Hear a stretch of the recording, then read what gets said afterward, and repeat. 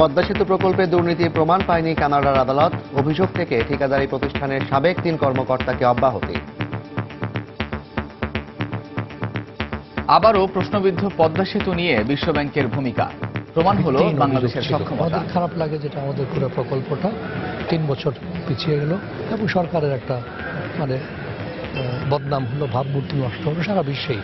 যদিও সরকার কিন্তু এটা খুব ভালোভাবে মোকাবেলা করেছে। শেষ পর্যন্ত আমরা যে সত্যের পথে ছিলাম এবং আমরা যে ন্যায়, নীতি এবং নিরপেক্ষতার সঙ্গে এই কার্যক্রম করেছি সেটা আজকে প্রমাণিত।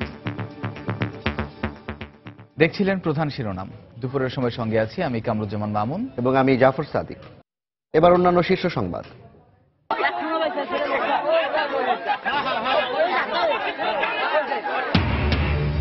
ফরিদপুরে বাস কাভার্ড ভ্যান সংঘর্ষে নিহত ১৩ জনের মধ্যে মাত্র ৪ জনের লাশ শনাক্ত। প্রিয়জনকে খুঁজে ফিরছেন স্বজনরা। আহত ৩৫ জন বিভিন্ন হাসপাতালে ভর্তি। ৪৮ ঘন্টার মধ্যে এই হত্যাকারীদের যাতে ধরা যায়, আশা করি ১০ তারিখের ভিতর এখনো আশাবাদী যে কোনো সময় এটা উদ্ঘাটন করবে। নানা আশ্বাসে আটকে আছে সাংবাদিক দম্পতি সাগর রুনি হত্যাকাণ্ডের রহস্য, ৫ বছরেও হয়নি কুল কিনারা, হতাশ পরিবার।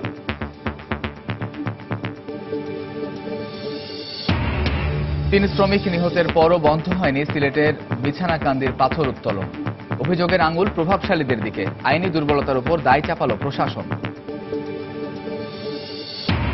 এবং আরও কয়েকটি দেশের নাগরিকদের যুক্তরাষ্ট্র ভ্রমণে নিষেধাজ্ঞার ইঙ্গিত ট্রাম্পের। ৭ দেশের অভিবাসী নিষিদ্ধের বিষয়ে সুপ্রিম কোর্টের রায় পক্ষে আসার প্রত্যাশা।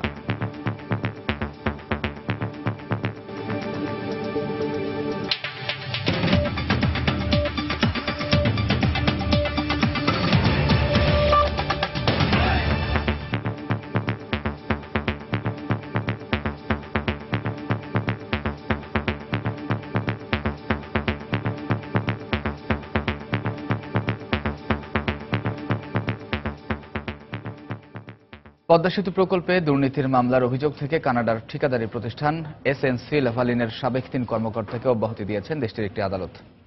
কানাডার পত্রিকা দ্য গ্লোব অ্যান্ড মেল জানায়, পদ্মা সেতু প্রকল্পে তদারকির কাজ পেতে প্রতিষ্ঠানটির ৩ কর্মকর্তার বিরুদ্ধে বাংলাদেশি কর্মকর্তাদের ঘুষ দেওয়ার অভিযোগের প্রমাণ পাওয়া যায়নি। শুক্রবার অন্টারিওর আদালত তাদের অভিযোগ থেকে অব্যাহতি দেন।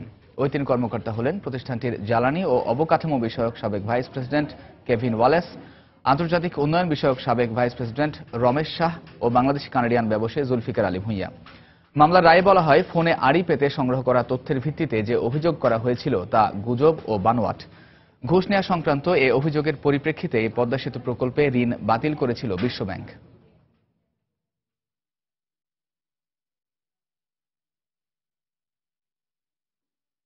যে অভিযোগে পদ্মা সেতুর ঋণ চুক্তি বাতিল করেছিল বিশ্বব্যাংক, টরন্টোর আদালতের দেয়া রায়ের ফলে শুধু সেই অভিযোগ থেকে অব্যাহতি নয়, প্রশ্নবিদ্ধ হয়েছে বিশ্বব্যাংকের ভূমিকা।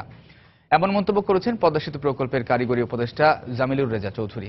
অন্যদিকে তৎকালীন দুদক কমিশনার শাহাবুদ্দিন চুপ্পু মনে করেন, এই রায়ে সত্যের জয় হয়েছে। বেলায়েত হোসাইনের রিপোর্ট।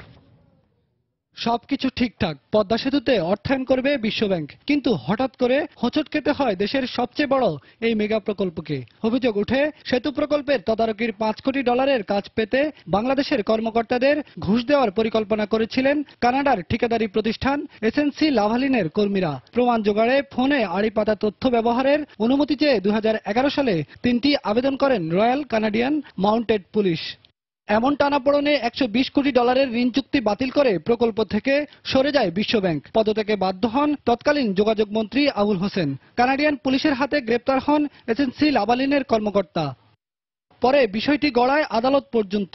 ২০১২ সালে টরন্টোর আদালতে এসএনসি লাভালিনের ৩ কর্মকর্তার বিরুদ্ধে গঠন করা হয় অভিযোগ। পরে বিশ্বব্যাংকের চাপে রাজধানীর বনানী থানায় দুদক একটি মামলা দায়ের করলেও তদন্তে দুর্নীতির কোনো প্রমাণ মেলেনি। এত কিছুর পর বাংলাদেশের পদ্মা সেতু যখন নিজস্ব অর্থায়নে আলোর মুখ দেখা শুরু করলো, তখন টরন্টোর আদালতের রায় যে অভিযোগে ঋণ চুক্তি বাতিল করেছিল বিশ্বব্যাংক, তার প্রমাণ পাওয়া যায়নি। বিষয়টি নিয়ে মনিটরিং এর দায়িত্বে থাকা তৎকালীন দুদকের এই কমিশনারের মন্তব্য, অবশেষে জয় হলো সত্যের। কোনো সাক্ষ্য নাই, কোনো প্রমাণ নাই, ওনারা মাত্র একটি কাগজ আমাদের কাছে দিয়েছিলেন। আমরা নিজেদের উদ্যোগে জোগাড় করতে পেরেছিলাম। সেই সমস্ত সাক্ষ্য প্রমাণের উপর ভিত্তি করে এবং কানাডিয়ান মাউন্টেড পুলিশের কাছে আমরা অনেক তথ্য চেয়েছিলাম, কিন্তু আমরা সেখান থেকে কোনো তথ্য পাইনি। অন্যদিকে সেতু প্রকল্পের এই পরামর্শকের মতে গুজবে কান দেয় বিশ্বব্যাংকের ভূমিকা নিয়ে যে প্রশ্ন উঠেছিল, এমন রায়ের মাধ্যমে তা আরো স্পষ্ট হলো। এখান থেকে যারা কাজ পাবে না তাদেরই প্রতিনিধিকেও ইমেল পাঠিয়েছে, ওয়ার্ল্ড ব্যাংকের কাছে পাঠিয়েছে, এখানে দুর্নীতি হচ্ছে। রিউমার কেউ শুনেছে, তাও আরেকজন শুনেছে, এইভাবে এটা ভিত্তিহীন অভিযোগ ছিল। আমাদের খারাপ লাগে যেটা আমাদের পুরো প্রকল্পটা কত ন্যূনপক্ষে 3 বছর পিছিয়ে গেল এই বিশ্বব্যাংকের এইগুলোর জন্য, এবং সরকারের একটা বদনাম হলো, ভাবমূর্তি নষ্ট হলো সারা বিশ্বেই। যদিও সরকার কিন্তু এটা খুব ভালোভাবে মোকাবেলা করেছে আমার মনে হয়। এর মাধ্যমে বাংলাদেশের সামর্থ্যের বিষয়টি প্রমাণ হয়েছে বলেও মনে করেন এই বিশ্লেষক। এটা ভিত্তিহীন অভিযোগ ছিল। বেলায়েত হোসাইন, সময় সংবাদ, ঢাকা। ফরিদপুরে যাত্রীবাহী বাস ও কাভার্ড ভ্যানের মুখোমুখি সংঘর্ষে 13 জন নিহতের ঘটনায় মাত্র 4 জনের লাশ শনাক্ত করা গেছে। পুড়ে যাওয়ায় প্রিয় স্বজনকে শনাক্ত করতে পারছেন না অনেকেই। আহতদের মধ্যে 2 জনকে ঢাকা মেডিকেলে পাঠানো হয়েছে। গত রাত 11টার দিকে নগরকান্দা উপজেলার গজারিয়ায় সংঘর্ষের পর বাসটিতে আগুন লেগে হতাহতের ঘটনা ঘটে। খুলনা ব্যুরো ও ফরিদপুর প্রতিনিধির পাঠানো তথ্য ছবি নিয়ে ডেস্ক রিপোর্ট। একের পর এক মানুষ ছুটে আসছেন হাসপাতালে। কেউ বা স্বজন হারানোর শোকে কাতর, কেউ কেউ প্রিয় স্বজনকে খুঁজে পেলেও আগুনে পুড়ে যাওয়ায় অনেকেই শনাক্ত করতে পারেননি পরিবারের প্রিয় মানুষটিকে।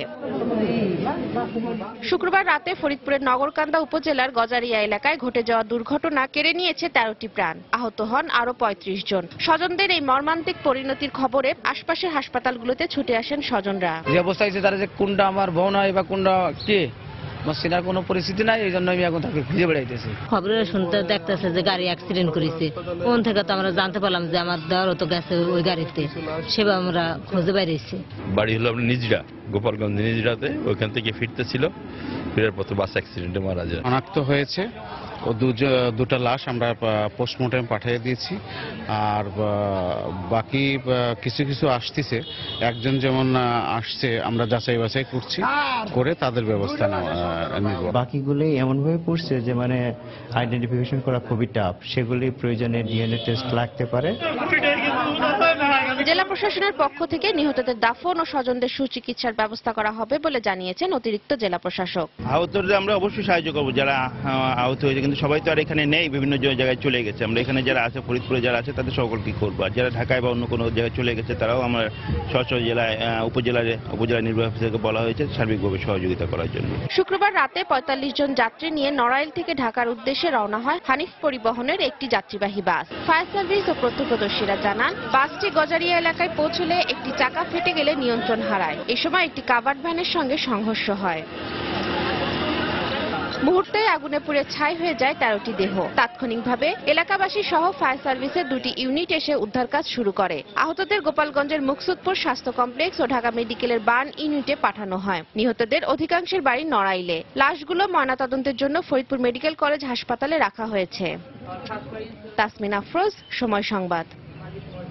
দর্শক, এই মুহূর্তে ফরিদপুর মেডিকেল কলেজ হাসপাতালে আছেন রিপোর্টার তরিকুল ইসলাম। আমরা সরাসরি চলে যাচ্ছি তার কাছে। তরিক,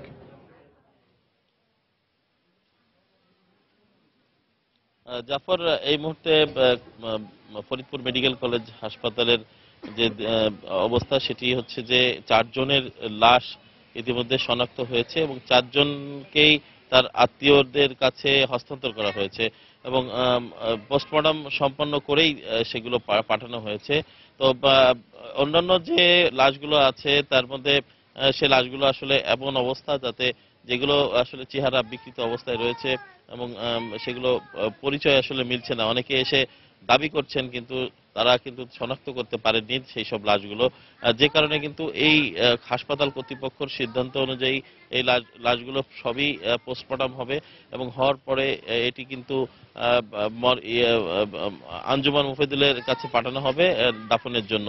তো পরবর্তীতে এবং এগুলোর ডিএনএ টেস্ট করা হবে এবং ডিএনএ টেস্টের পরে কিন্তু পরিচয় শনাক্ত করা হবে তাদেরকে। তো এই যে 4 জনের লাশ হস্তান্তর করা হয়েছে এর মধ্যে কাভার্ড ভ্যান এবং হানিফ পরিবহনের ড্রাইভার রয়েছেন হেমায়েত এবং আশা ইসলাম এই দুজনের লাশ তাদের পরিবারের কাছে হস্তান্তর করা হয়েছে। এছাড়া আরো দুইজনের লাশ হস্তান্তর করা হয়েছে। তারা হলেন আলমগীর শেখ এবং ডাক্তার মোহাম্মদ গোলাম রসুল শিকদার। এই 4 জনের লাশ হস্তান্তর করা হয়েছে। তো আপনারা জানেন যে গতকাল রাতে যে দুর্ঘটনা হয়েছে, দুর্ঘটনার পরে যারা নিহত বা আহত হয়েছেন এর অধিকাংশই নড়াইল জেলার এবং নড়াইলের লোহাগড়া জেলার। তো সব মিলিয়ে এখানে এই মুহূর্তে আসলে এর আগেও বলেছিলাম যে এখানে একটি শোকাবহ পরিবেশ বিরাজ করছে এবং এখানকার যারা খুঁজতে আসছেন আত্মীয় স্বজনদের না পেয়ে তারা কিন্তু কান্নায় ভেঙে পড়ছেন, আর্তনাদ করছেন। তো এই প্রশাসনের পক্ষ থেকে এদেরকে আশ্বাস দেওয়া হয়েছে যে তারা তাদের আত্মীয়দের পরিচয় মিললে তাদেরকে হস্তান্তর করা হবে এবং যারা মারা গেছেন তাদের সৎকারের সমস্ত ব্যবস্থা প্রশাসনের পক্ষ থেকে করা হবে বলে তারা আশ্বাস দিয়েছেন। তো এই ছিল আমার কাছে জাফর ফরিদপুর মেডিকেল কলেজ হাসপাতাল থেকে দুর্ঘটনার খবর শেষ। দর্শক, ফরিদপুর মেডিকেল কলেজ হাসপাতাল থেকে ফরিদপুরে দুর্ঘটনায় হতাহতদের বিষয়ে বিস্তারিত জানাচ্ছিলেন সহকর্মী তরিকুল ইসলাম। গাড়ির ফিটনেস ও রাস্তায় গাড়ি চালানোর নিয়মের বিষয়ে যথাযথ তদারকি না থাকা দুর্ঘটনার অন্যতম কারণ বলে মনে করেন বুয়েটের বিশেষজ্ঞরা। এছাড়া সময় মতো সিলিন্ডার পরীক্ষা না করা এবং স্থাপনের ক্ষেত্রে সঠিক পদ্ধতি অনুসরণ না করার কারণেও দুর্ঘটনা ঘটছে বলে জানান তারা। দুর্ঘটনা রোধে প্রাতিষ্ঠানিকভাবে প্রশিক্ষণের পাশাপাশি আইন ভঙ্গকারী চালকদের শাস্তির আওতায় আনারও পরামর্শ দিয়েছেন বিশ্লেষকরা। মাহমুদ রাকিবের রিপোর্ট। দুর্ঘটনায় নিহতদের স্বজনদের কান্না এখন দেশের বিভিন্ন এলাকার প্রতিদিনকার চিত্রে পরিণত হয়েছে। কোনো কিছুতেই বন্ধ করা যাচ্ছে না সড়ক মহাসড়কের দুর্ঘটনা।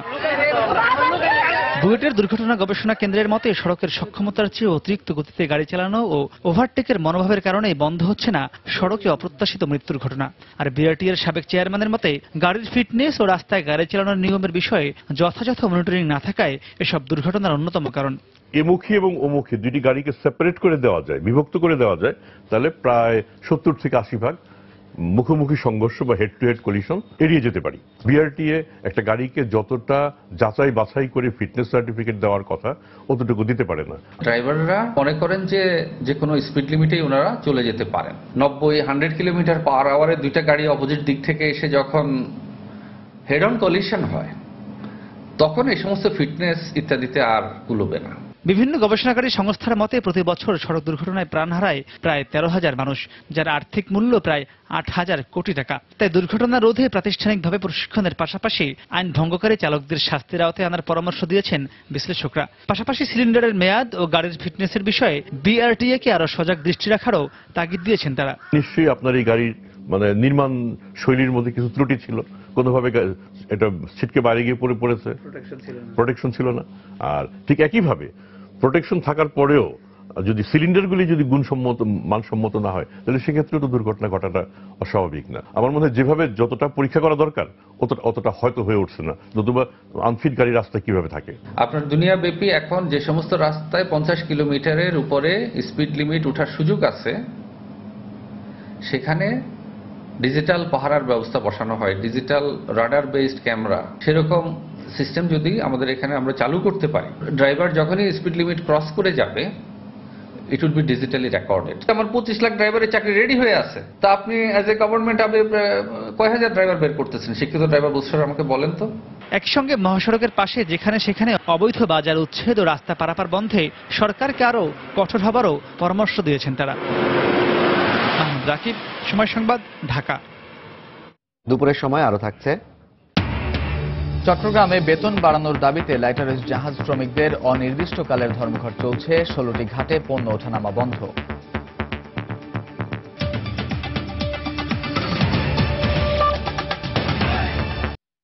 সাংবাদিক দম্পতি সাগর সরোয়ার ও মেহেরুন রুনি হত্যাকাণ্ডের 5 বছর পার হলেও এ মামলার তদন্তে কোনো অগ্রগতি নেই। এ পর্যন্ত সরকারের 3টি সংস্থায় দায়িত্ব নেওয়ার পর প্রায় অর্ধশতবার মামলার প্রতিবেদন জমা দেওয়ার তারিখ দেয়া হলেও তা আর হয়নি। এ বিষয়ে জানতে চাইলে বর্তমানে তদন্তের দায়িত্বে থাকা সংস্থা র্যাব কথা বলতে অস্বীকৃতি জানায়। বিষয়টিকে আইনশৃঙ্খলা রক্ষা বাহিনীর ব্যর্থতা হিসেবে দেখছেন মামলার বাদী ও ঢাকা মহানগর পাবলিক প্রসিকিউটর। রিপোর্ট শাফিন জাহিদের।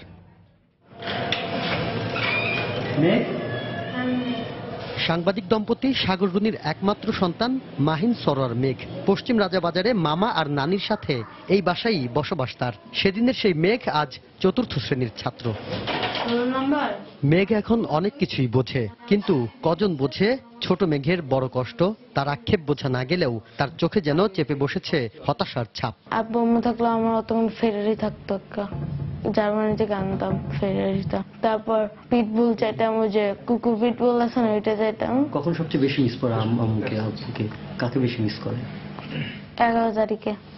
ঘটনার এতদিনেও কোনো কুলকিনারা না হওয়ায় তদন্তের পুরো কার্যক্রমে হতাশ হয়ে পড়েছেন মামলার বাদী ও নিহত রুনির ভাই নওশের আলম রোমান। 5 বছরে আমরা কিন্তু পরবর্তীতে অনেক ঘটনায় দেখেছি যেগুলো হচ্ছে তদন্ত প্রক্রিয়া খুব ঠিক মতোই হয়েছে, বিচার হয়েছে। 5 বছরে আমরা আসলে কোনো কিছু পাইনি। সো এটা তদন্তকারী সংস্থার ব্যর্থতা তো অবশ্যই, এবং আমাদের জন্য ব্যাপারটা খুবই আসলে হতাশাজনক। 2012 সালের 11 ফেব্রুয়ারি এই দম্পতি হত্যাকাণ্ডের পর মামলা দায়ের হলে প্রথমে সংশ্লিষ্ট থানা, পরে ঢাকা মহানগর গোয়েন্দা পুলিশের হাত ধরে হাইকোর্টের নির্দেশে ওই বছর 18 এপ্রিল তদন্তের ভার দেয়া হয় র্যাবের হাতে। গত 5 বছরে আদালত প্রতিবেদন দাখিলের জন্য তাগাদা দিয়েছে 45 বার। সবশেষ মামলার তদন্তের অগ্রগতি সংক্রান্ত প্রতিবেদন দাখিলের নির্দেশ দেন আদালত। এতদিনেও মামলার কোনো অগ্রগতি না হওয়ার কারণ জানতে চাইলে গণমাধ্যমে কথা বলতে অস্বীকার করে র্যাব। সংস্থাটির এমন অপারগতাকে ব্যর্থতা হিসেবে দেখছেন ঢাকা মহানগর পাবলিক প্রসিকিউটর। অনেকদিন পার হয়ে যাওয়ার পরও তারা পাচ্ছে না, অথবা সেখানে ব্যর্থতার কথাটা চলে আসে। অথবা তাদের ব্যর্থতাটা ঘোচানোর জন্য হলো এটা তাড়াতাড়ি একটা সুরাহা দরকার, এবং তাদের উচিত যে মামলাটা আরো দ্রুত তদন্ত করে এটা একটা তদন্ত প্রতিবেদন আদালত দাখিল করে। এখন পর্যন্ত এই মামলায় আটক দেখানো হয়েছে 8 আসামিকে। এদের মধ্যে 6 জন কারাগারে থাকলেও জামিনে রয়েছে রুনির কথিত বন্ধু তানভীর রহমান সহ 2 জন। শাফিন জাহিদ, সময় সংবাদ, ঢাকা। সাংবাদিক দম্পতি সাগর রুনি হত্যাকাণ্ডের পর 48 ঘন্টার মধ্যে খুনিদের গ্রেফতারের আশ্বাস দিয়েছিলেন তৎকালীন স্বরাষ্ট্রমন্ত্রী। আর ঘটনার 2 দিন পর প্রণিধানযোগ্য অগ্রগতির দাবি করেছিলেন তৎকালীন পুলিশ প্রধান। গেল 5 বছর ধরে মিলছে এরকম আশ্বাস, কিন্তু হত্যাকাণ্ডের কুল কিনারা হয়নি এখনো। এসবের বিস্তারিত তুলে ধরেছেন সহকর্মী খান মোহাম্মদ রুমেল। 11 ফেব্রুয়ারি 2012 অনেকেরই ঘুম ভাঙে হৃদয় ভাঙা এক খবর দিয়ে। এদিন রাতে নিজ বাসায় খুন হন সাংবাদিক দম্পতি মাছরাঙা টেলিভিশনের বার্তা সম্পাদক সাগর সরোয়ার এবং এটিএন বাংলার সিনিয়র রিপোর্টার মেহেরুন রুনি। প্রতিদিন খবরের পেছনে ছুটে বেড়াতেন যে 2 জন মানুষ, তারাই হয়ে যান খবরের শিরোনাম। হত্যাকাণ্ডের পর সাগর রুনির বাসায় দাঁড়িয়ে 48 ঘন্টার মধ্যে খুনিদের গ্রেফতারের আশ্বাস দেন তৎকালীন স্বরাষ্ট্রমন্ত্রী সাহারা খাতুন। 48 ঘন্টার মধ্যে যাতে করে এই হত্যাকারীদের যাতে ধরা যায়। ঘটনার 2 দিন পর 13 ফেব্রুয়ারি পুলিশ সদর দফতরে এক সংবাদ সম্মেলনে সে সময়কার পুলিশ প্রধান হাসান মাহমুদ খন্দকার জানিয়েছিলেন সাগর রুনি হত্যাকাণ্ডে প্রণিধানযোগ্য অগ্রগতির কথা। হত্যাকাণ্ডের পর মেহেরুন রুনির ভাই নওশের রোমান বাদী হয়ে মামলা করেন শেরেবাংলানগর থানায়। 4 দিন পর তদন্ত ভার দেয়া হয় ঢাকা মহানগর গোয়েন্দা পুলিশের হাতে। 26 ফেব্রুয়ারি 2012 হত্যার মোটিভ সম্পর্কে নিশ্চিত হওয়ার কথা জানায় গোয়েন্দা পুলিশ। তদন্তে অগ্রগতির দাবি করেন ডিবির তৎকালীন উপকমিশনার। সেই আমাদের সর্বোচ্চ আন্তরিকতা, নিষ্ঠা এবং ক্যাপাসিটি আছে, যতটুকু সবটুকু নিয়োজিত করে কাজ করেছি। ফলে আমরা আশা করছি যে দ্রুততম সময়ের ভিতরে আসামি গ্রেপ্তার এবং আপনাদের সামনে তাদের হাজির করতে পারবো। 28 ফেব্রুয়ারি 2012 সাগর রুনির খুনিরা ধরা না পড়ায় কারণ দর্শাও নোটিশ জারি করেন আদালত। একই বছরের 18 এপ্রিল আদালতে হাজির হয়ে মামলা তদন্তে ব্যর্থতা স্বীকার করে নেয় গোয়েন্দা পুলিশ। ওই দিনই আদালতের নির্দেশে মামলার তদন্ত ভার যায় র্যাপিড অ্যাকশন ব্যাটালিয়ন র্যাবের হাতে। র্যাব আদালতের অনুমতি নিয়ে 26 এপ্রিল পুনরায় ময়না তদন্তের জন্য সাগর রুনির লাশ তোলে কবর থেকে। ফরেনসিক পরীক্ষার জন্য বেশ কটি আলামত পাঠানো হয় মার্কিন যুক্তরাষ্ট্রের একটি ল্যাবে। র্যাবের পক্ষ থেকে যে তদন্ত হচ্ছে, আমরা চাই না কোনো কিছুই আনটাচ থাকুক। ততদিনে পেরিয়ে গেছে দীর্ঘ সময়। সহকর্মী হত্যার কোনো কুলকিনারা না হওয়ায় রাজপথে আন্দোলনে নামেন সংবাদকর্মীরা। সচিবালয় ঘেরাও সহ পালিত হয় নানা কর্মসূচি। তৎকালীন স্বরাষ্ট্রমন্ত্রীর সঙ্গে উত্তপ্ত বাক্য বিনিময় হয় সাংবাদিক নেতাদের। আমাদের সহকর্মী চরিত্র হনন করবেন, আমি অবশ্যই আমার সাংবাদিক সহযোগী চরিত্র হননের বিরুদ্ধে কথা বলবো, আমি আমারও এবং স্বরাষ্ট্র মন্ত্রণালয়ের কথা বলতে হবে। 25 সেপ্টেম্বর 2013 15 দিনের মধ্যে সাংবাদিক দম্পতি হত্যার সুরাহা করার আশ্বাস দেন তৎকালীন স্বরাষ্ট্রমন্ত্রী ডক্টর মহিউদ্দিন খান আলমগীর। আশা করি যারা এই অপরাধের জন্য দায়ী তাদেরকে শনাক্ত করে যথাযথ ব্যবস্থা নিতে পারবে। আশা করি 10 তারিখের ভিতরে করতে পারবে, আগেও হতে পারে। এদিকে ঘটনার 5 বছর পূর্ণ হওয়ার 2 দিন আগেও একই ধরনের আশ্বাস দিলেন স্বরাষ্ট্রমন্ত্রী। র্যাব কাজ করছে, আমি এখনো আশাবাদী যে কোনো সময় র্যাব উদ্ঘাটন করবে। তদন্তের দায়িত্ব পাওয়ার পর তদন্ত প্রতিবেদন দাখিলের জন্য এ পর্যন্ত 45 বার সময় নিয়েছে র্যাব। সবশেষ তদন্ত প্রতিবেদন দাখিলের জন্য 21শে মার্চ দিন ধার্য রয়েছে। খান মোহাম্মদ রুমেল, সময় সংবাদ, ঢাকা। প্রভাবশালীরা জড়িত থাকার কারণেই 5 বছর পেরিয়ে গেলেও সাংবাদিক দম্পতি সাগর রুনি হত্যা মামলার কোনো অগ্রগতি হয়নি বলে মন্তব্য করেছেন স্বজনরা। সকাল 10:30টার দিকে সাগর রুনি দম্পতির একমাত্র সন্তান মেঘ ও রুনির ভাই নওশর রোমান সহ পরিবারের 3 সদস্য আজিমপুর কবরস্থানে যান। তারা সাগর রুনির আত্মার শান্তি কামনা করে দোয়া ও মোনাজাত করেন। হত্যার বিচার পাওয়ার বিষয়ে হতাশা প্রকাশ করেন তারা।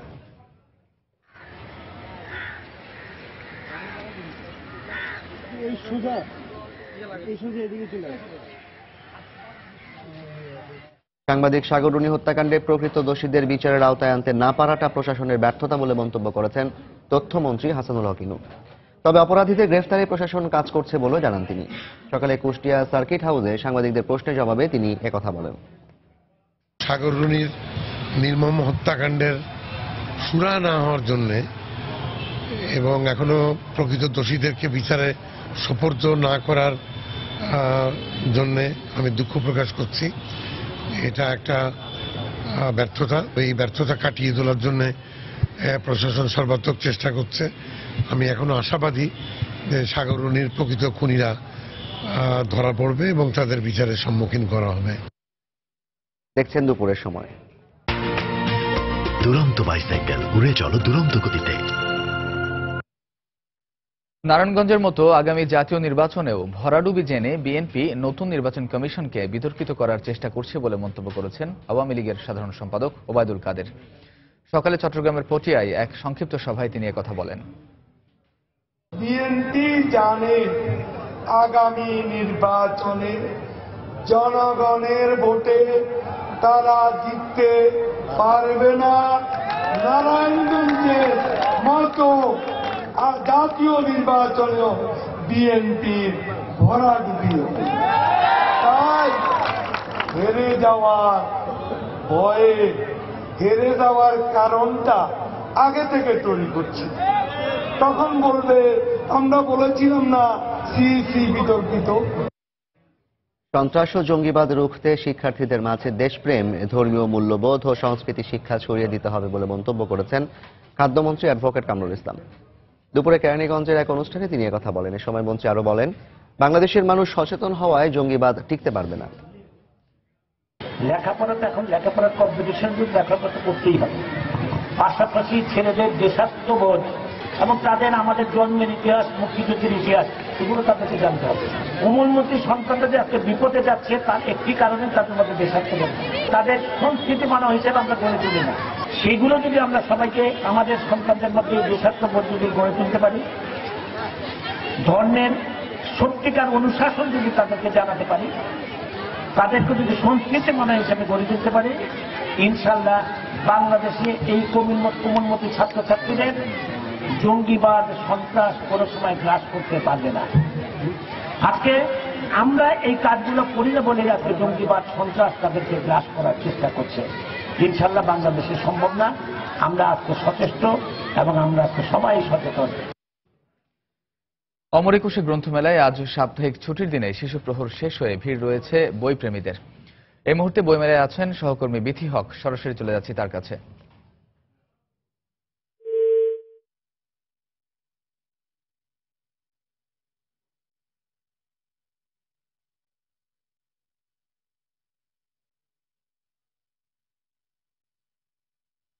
যে শিশু চত্বর সেখানে দাঁড়িয়ে আছি। যেমনটি আমি সকালেও 2 বার বলেছি যে এখানে শিশুদের নিয়ে 3টি আয়োজন হয়, একটি সকাল 11:30টায়, তারপরে 3:30 এবং 6:30টায়।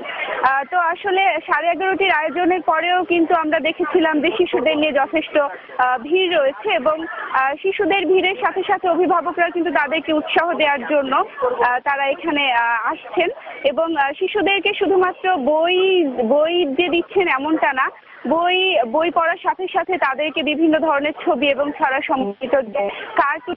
শিশুদেরকে শুধুমাত্র বই যে দিচ্ছেন এমনটা না, বই পড়ার সাথে সাথে তাদেরকে বিভিন্ন ধরনের ছবি এবং ছড়া সম্বলিত যে কার্টুনের যে বইগুলো আছে সেগুলো কিন্তু তারা শিশুদের হাতে তুলে দিচ্ছেন।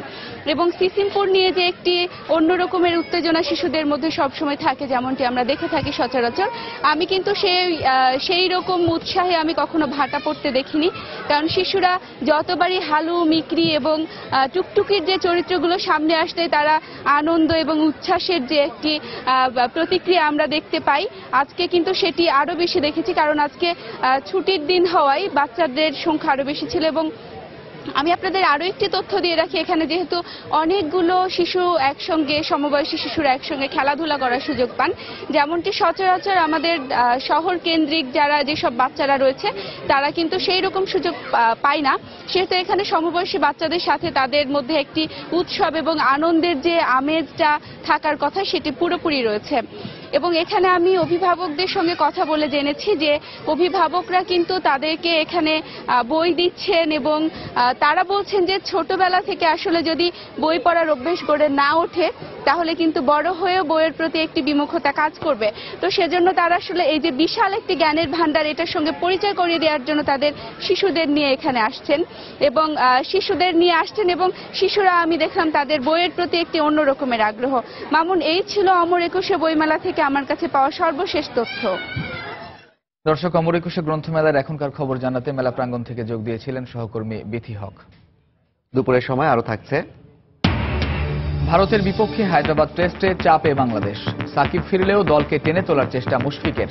ফলোয়ান এড়াতে 488 রান করতে হবে টাইগারদের।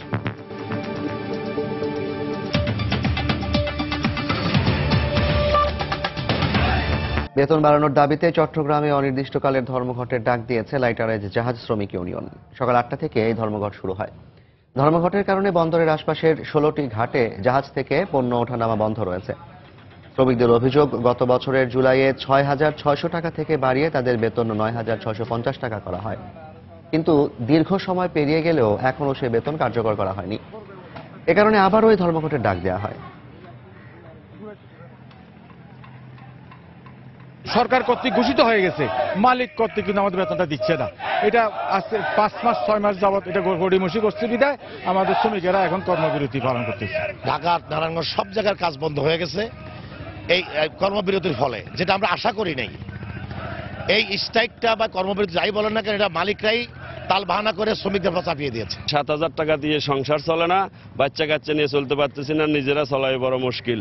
আমি অনুরোধ করব আপনাদের মাধ্যমে সরকার বাহাদুরের যে নীতি নির্ধারকরা আছেন ওনারা মালিকদেরকে বলে দেখ যে আমাদের বেতনগুলো দিয়ে দেখ। 3 শ্রমিক নিহতের পরও বন্ধ হয়নি সিলেটের বিছানাকান্দি কোয়ারি থেকে পাথর উত্তোলন। পরিবেশ কর্মীরা বলছেন, প্রশাসনের নীরবতার সুযোগেই প্রভাবশালীরা অবৈধভাবে তুলছে পাথর, ঘটছে প্রাণহানির ঘটনা। পুলিশ ও প্রশাসনের দাবি, আইনের ফাঁকফোকরের কারণে পাথর উত্তোলনকারীদের বিরুদ্ধে ব্যবস্থা নেওয়া যাচ্ছে না। দিগেন সিংহের ক্যামেরায় আব্দুল আহাদের রিপোর্ট।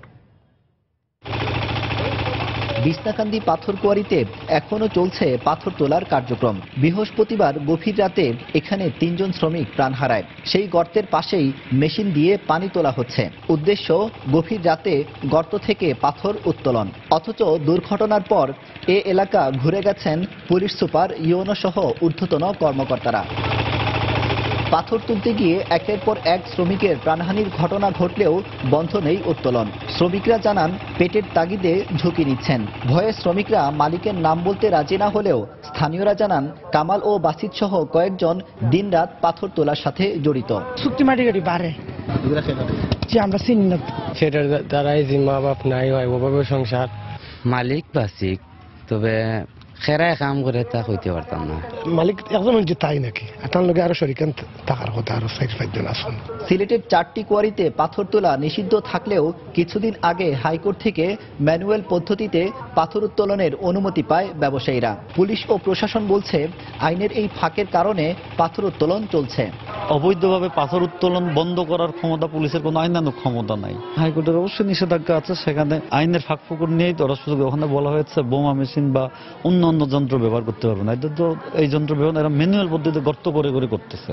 মামনা হাইকোর্ট এখানে কোয়ারি থেকে ম্যানুয়াল পদ্ধতিতে পাথর উত্তোলনের আদেশ দান করেছে এবং সেই প্রেক্ষিতে বিধি মোতাবেক সরকারি রয়্যালিটি আদায় করা হচ্ছে এখান থেকে। শাহ আরফিন টিলায় 6 শ্রমিক নিহতের ঘটনায় ইউনো ও ওসি সহ 47 জনকে দোষী করা হলেও আজও কাউকে গ্রেপ্তার কিংবা শাস্তিমূলক ব্যবস্থা না নেয়ায় ক্ষোভ প্রকাশ করেন পরিবেশ কর্মীরা। তাদের অভিযোগ, ম্যানুয়াল নয় মেশিন দিয়ে গভীর গর্ত করে পাথর তোলায় ঘটছে প্রাণহানি। স্থানীয় প্রশাসন যদি শক্তভাবে পদক্ষেপ নিলে হয়তো আজকের মতো এই অবস্থা হতো না। আর আরেকটা বিষয় হচ্ছে, এই শুধু 47 জন ব্যক্তি অভিযুক্ত কিনা বা আরো কেউ আছেন কিনা সেটাও আমার মনে হয় একটু খতিয়ে দেখা প্রয়োজন। 3 শ্রমিক নিহতের ঘটনায় অতিরিক্ত জেলা ম্যাজিস্ট্রেটকে প্রধান করে গঠিত তদন্ত কমিটি কাজ শুরু করেছে। এ নিয়ে গত 5 বছরে 73 জন শ্রমিক নিহত হয়েছে পাথর কোয়ারিগুলোতে। প্রতিটি ঘটনার পর গঠন করা হয় তদন্ত কমিটি, প্রতিবেদনও আসে, কিন্তু অজানা কারণে প্রভাবশালীদের বিরুদ্ধে ব্যবস্থা নেয় না প্রশাসন। আর এ কারণে দীর্ঘ হচ্ছে লাশের মিছিল। আব্দুল আহাদ, সময় সংবাদ, বিছনাকান্দি, সিলেট। সিলেটের বিছনাকান্দির পাথর কোয়ারিতে অবৈধভাবে পাথর উত্তোলনের সময় শ্রমিক নিহতের ঘটনায় 2 জনকে গ্রেফতার করেছে পুলিশ। শুক্রবার রাতে গোয়েনঘাট থানায় ওই ঘটনায় একটি মামলা দায়েরের পর অভিযান চালিয়ে পুলিশ 2 জনকে গ্রেফতার করে। মামলার অন্যান্য আসামিদের গ্রেফতারে অভিযান চলছে। গত বৃহস্পতিবার মধ্যরাতে সিলেটের বিছনাকান্দিতে পাথর কোয়ারিতে অবৈধভাবে পাথর উত্তোলনের সময় চাপা পড়ে 3 শ্রমিকের মৃত্যু হয়।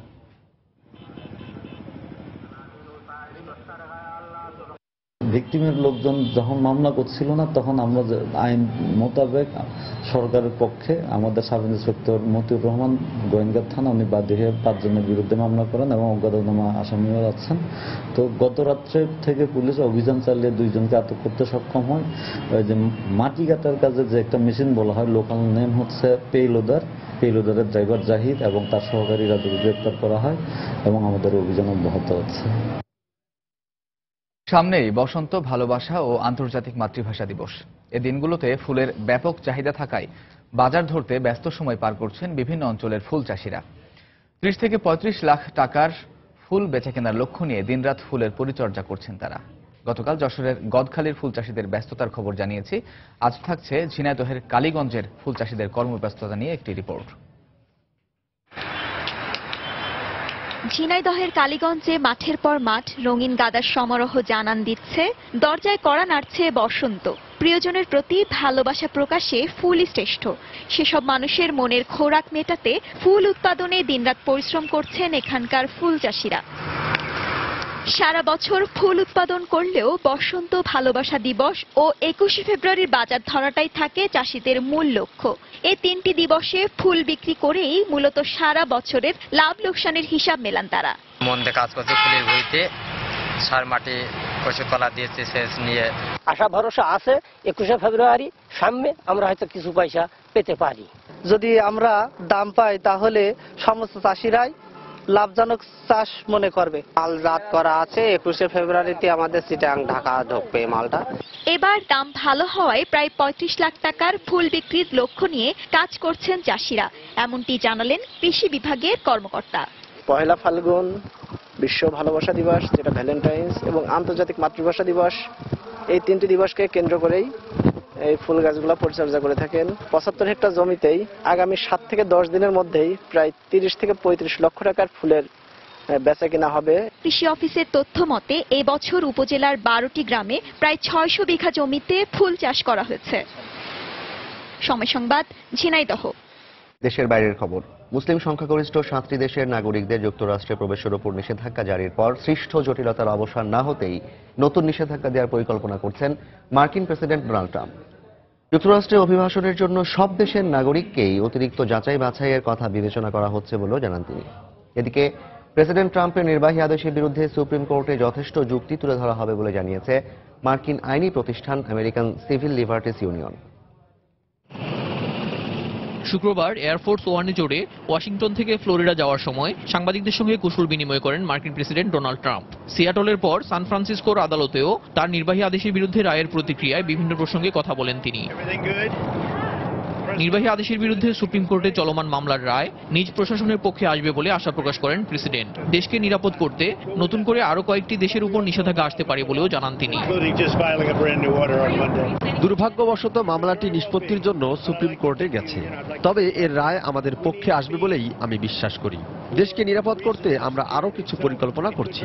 আগামী সোম কিংবা মঙ্গলবারেই নতুন নিষেধাজ্ঞা আসতে পারে। যে কোনো দেশের নাগরিকদেরই যুক্তরাষ্ট্রে প্রবেশে অতিরিক্ত যাচাই বাছাইয়ের সিদ্ধান্ত নেওয়া হবে। এদিকে ট্রাম্পের নির্বাহী আদেশের বিরুদ্ধে সুপ্রিম কোর্টে তুলে ধরার মতো যথেষ্ট যুক্তি ও অভিবাসন বিষয়ক তথ্য উপাত্ত রয়েছে বলে জানিয়েছে মার্কিন আইনি প্রতিষ্ঠান আমেরিকান সিভিল লিবার্টিস ইউনিয়ন। অভিবাসীদের পক্ষে যুক্তিতর্ক তুলে ধরতে ইমিগ্রান্টস রাইটস প্রজেক্ট নামে একটি উদ্যোগ গ্রহণের কথা জানিয়েছে প্রতিষ্ঠানটি। শুক্রবার সাপ্তাহিক ভাষণে কর ব্যবস্থা পুনর্গঠনের আভাস দিয়েছেন প্রেসিডেন্ট ট্রাম্প। যুক্তরাষ্ট্র থেকে কারখানা কিংবা শিল্প প্রতিষ্ঠান অন্য দেশে স্থানান্তরের ক্ষেত্রে বড় অঙ্কের মাসুল আরোপের পরিকল্পনা করা হচ্ছে বলেও জানান তিনি। এদিকে 20 বছর ধরে যুক্তরাষ্ট্রে থাকা এক মেক্সিকান নারী অভিবাসীকে দেশে ফেরত পাঠানোর পর যুক্তরাষ্ট্রে থাকা সব মেক্সিকান অভিবাসীদের সতর্ক করেছে মেক্সিকোর পররাষ্ট্র দপ্তর।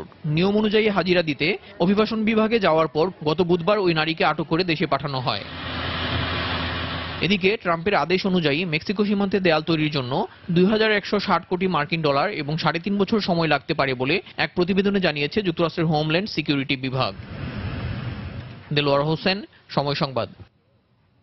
ভারতের উত্তরপ্রদেশে বিধানসভা নির্বাচনের প্রথম দফার ভোট গ্রহণ চলছে। 403 আসনে 7 দফার নির্বাচনে শনিবার প্রথম পর্বে 73 আসনে ভোট নেওয়া হচ্ছে। স্থানীয় সময় সকাল 7টা থেকে শুরু হয়ে সন্ধ্যা পর্যন্ত ভোট গ্রহণ চলবে। সকাল থেকেই কঠোর নিরাপত্তায় বিভিন্ন বয়সী মানুষ তাদের ভোটাধিকার প্রয়োগ করেন। প্রাদেশিক নির্বাচন হলেও ভারতে 1000 ও 500 রুপির নোট বাতিলের পর এই নির্বাচন মোদী সরকারের জন্য অনেক বড় পরীক্ষা হয়ে দাঁড়িয়েছে। গণমাধ্যম জানায় সবচেয়ে জনবহুল প্রদেশটিতে কংগ্রেস ও সমাজবাদী পার্টি জোটের সঙ্গে বিজেপির হাড্ডাহাড্ডি লড়াই হতে পারে। 7 দফার নির্বাচন শেষে আগামী 11 মার্চ ভোট গণনা শেষে ফল প্রকাশ করা হবে।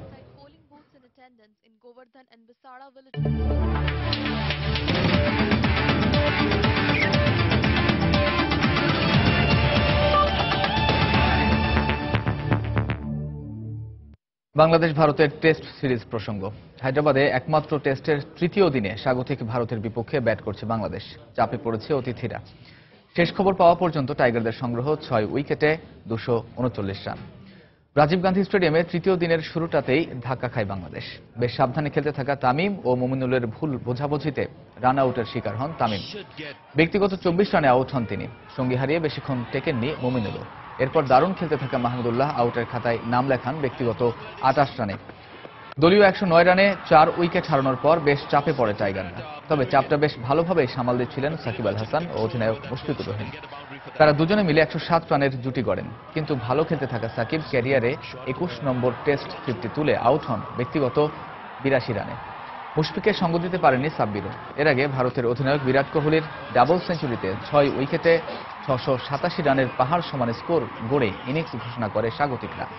টাইগারদের ফলন এড়াতে হলে প্রথম ইনিংসে অন্তত 488 রান করতে হবে।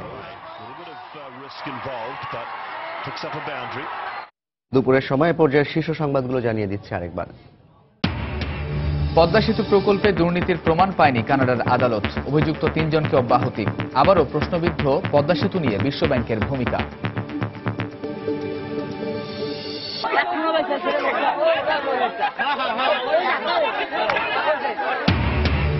ফরিদপুরে বাস কাভার্ড ভ্যান সংঘর্ষে নিহত 13 জনের মধ্যে মাত্র 4 জনের লাশ শনাক্ত। প্রিয়জনকে খুঁজে ফিরছেন স্বজনরা। আহত 35 জন বিভিন্ন হাসপাতালে ভর্তি। 48 ঘন্টার মধ্যে এই হত্যাকারীদের যাতে ধরা যায় আশা করি 10 তারিখের ভিতর এখনো আশাবাদী যে কোনো সময় এটা উদ্ঘাটন করবে। নানা আশ্বাসেই আটকে আছে সাংবাদিক দম্পতি সাগর রুনি হত্যাকাণ্ডের রহস্য। 5 বছরেও হয়নি কুল কিনারা। হতাশ পরিবার। 3 শ্রমিক নিহতের পরও বন্ধ হয়নি সিলেটের বিছানাকান্দির পাথর উত্তোলন। অভিযোগের আঙুল প্রভাবশালীদের দিকে। আইনি দুর্বলতার উপর দায় চাপালো প্রশাসন।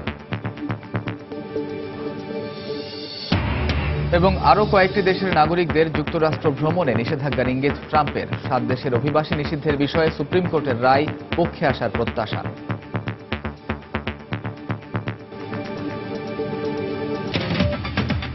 এই ছিল দুপুরের সময়। যে কোনো খবর পেতে ভিজিট করুন সময়নিউজ.tv আর সঙ্গে থাকুন সময়।